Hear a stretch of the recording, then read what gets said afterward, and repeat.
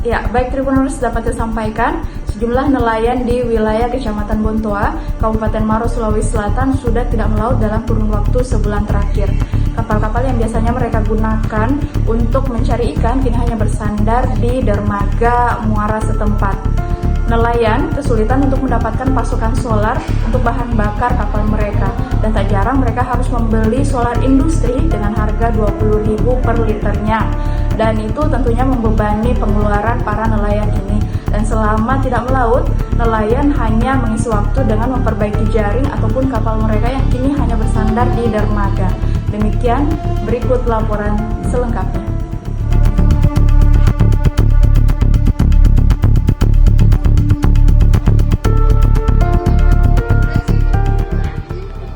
Sejumlah nelayan di Kecamatan Bontoa, Kabupaten Maros, Sulawesi Selatan tak melaut.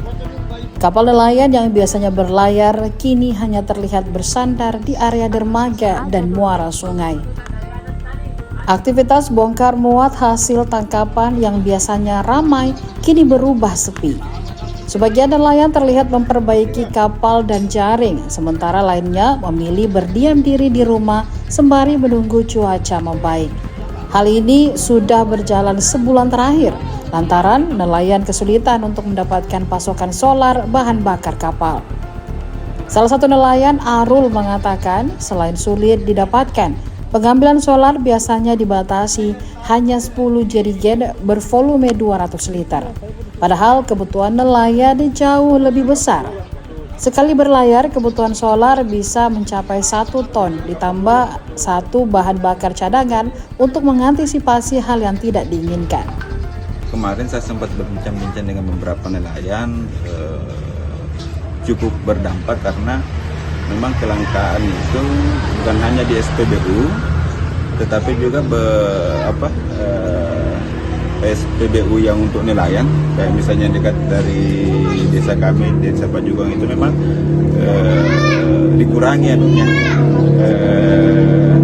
pengantarannya. Biasanya misalnya dalam satu bulan itu bisa 6 kali pengantaran, sekarang sisa 4 kali. Terus juga kalau mau mengambil di SPBU yang di depan itu, walaupun kita sudah berikan surat pengantar pengambilan, tapi juga tetap dibatasi pengambilannya. Jadi kalau dibatasi seperti itu, Pak, bagaimana dengan nelayan sendiri? Apakah mereka tetap keluar melaut atau gimana? Tetap keluar melaut, tapi ya begitu nih, terbatas mami kodong yang biasanya sampai berapa mil keluar, sekarang sisa jaraknya iya. Jadi berpengaruh juga ke pendapatannya. Ada juga yang lebih mencari kerang juga ya, Pak? Ada juga yang pergi cari kerang di Pak, muara. sampai di mana ini, Pak? Sampai Pare-Pare. Iya, berat sampai Pare-Pare. Pak, kalau dalam kondisi seperti ini, apakah ada kegiatan lain yang bisa dilakukan warga untuk menghasilkan rupiah, Pak? Kalau menghasilkan rupiah, seperti yang kita tadi lihat di sebelah itu, mereka satu perahu, sama-sama keluar mencari kerang itu, Ji. Kalaupun misalnya tidak ada kegiatan lain, paling yang mereka lakukan adalah memperbaiki jaring. Iya. Berapa lama biasanya, Pak, kalau mereka memperbaiki jaring sendiri? Perbaiki jaring sendiri paling sekitar 1 minggu. 1 mingguan.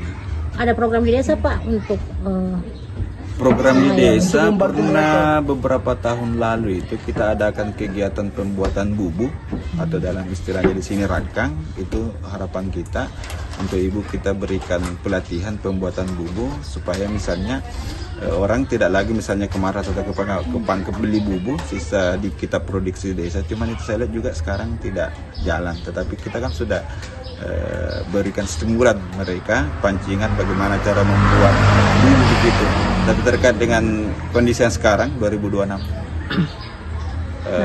pihak desa tidak bisa berbuat banyak terkait dengan anggaran yang sekarang. Pak, sekarang lagi sulit ya untuk mendapatkan solar, Pak? Iya, sulit. Biasanya kita ambil solarnya di mana, Pak?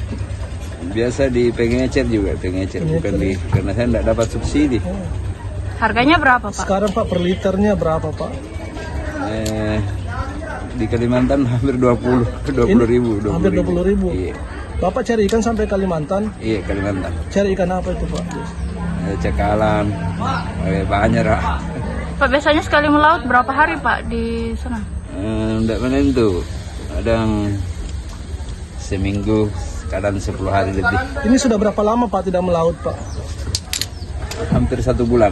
Hampir 1 bulan. Gara-gara kelangkaan solar Pak Iya, ya? langkah solarnya. Nah, jadi sekarang apa yang dibuat ini Pak? Karena kan tidak melaut ini Pak.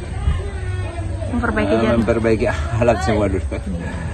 Biasanya berapa konsumsi BBM tak satu kali jalan? Ya, 1 kali jalan kapalnya ini Pak.